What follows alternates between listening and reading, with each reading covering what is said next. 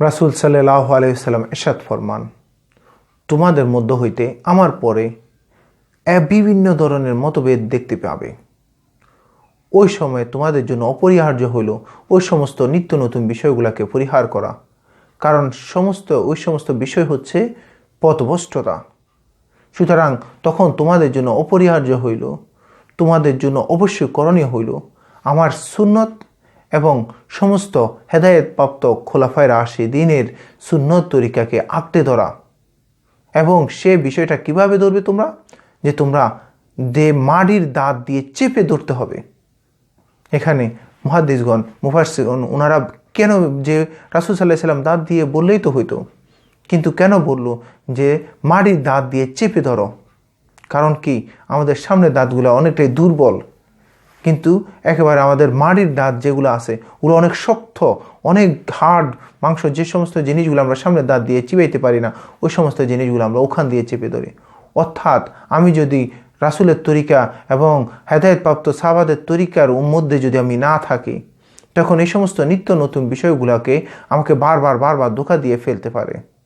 আমার কাছে নতুন মনে হইতে পারে, আমার কাছে মনে হবে হ্যাঁ এটা তো আবেগের জায়গা, ও অনেক সুন্দর জায়গা, হ্যাঁ এটা তো অনেক, আমার এই কাজটা করলে আমার তো অনেক মনটা নরম হয় না।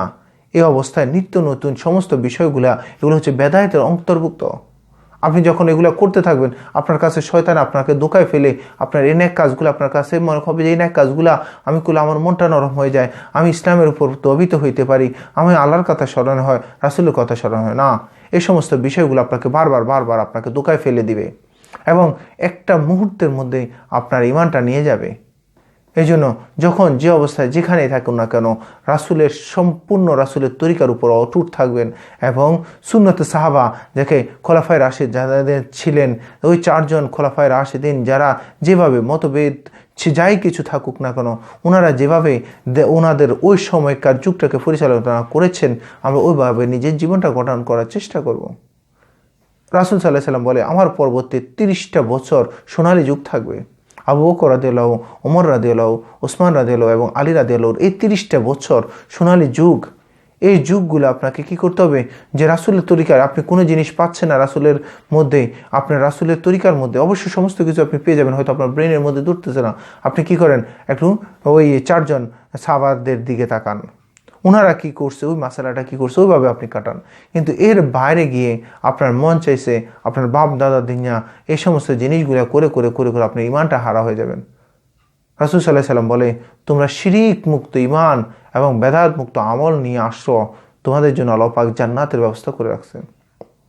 জান্নাত পাইতে হইলে আপনি বেদায়েত নিত্য নতুন রাসূলের তরিকার মধ্যে আল্লাহ পাক বলতেছেন যে আতিউল্লাহ ওয়া আতিউর রাসূল, আমাকে পাইতে হইলে রাসূলের ইত্তেবা করো, অনুকরণ করো।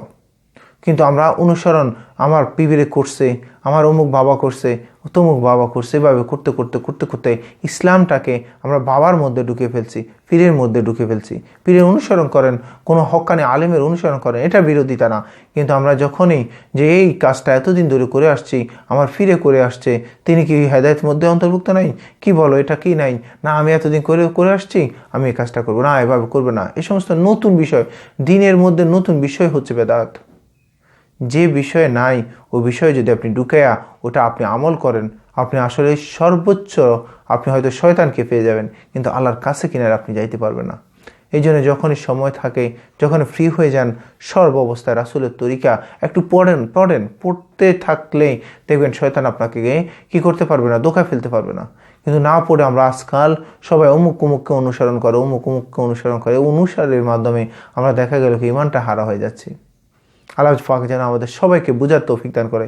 যে সমস্ত বিষয় রাসূলের মধ্যে নাই, যে সমস্ত বিষয় সাহাবাদের মধ্যে ছিল না, এই সমস্ত বিষয় যতই আমার মনটা নরম করে, যত আমি অনুরাগী হয়ে যাই, যত আমি কান্না আসে চোখে, কিন্তু এটাই ইসলামের মধ্যে অন্তর্ভুক্ত না। আল্লাহ পাক যেন আমাদের সবাইকে সঠিক বুঝদান করে। আসসালামু আলাইকুম ওয়া রাহমাতুল্লাহি ওয়া বারাকাতুহু।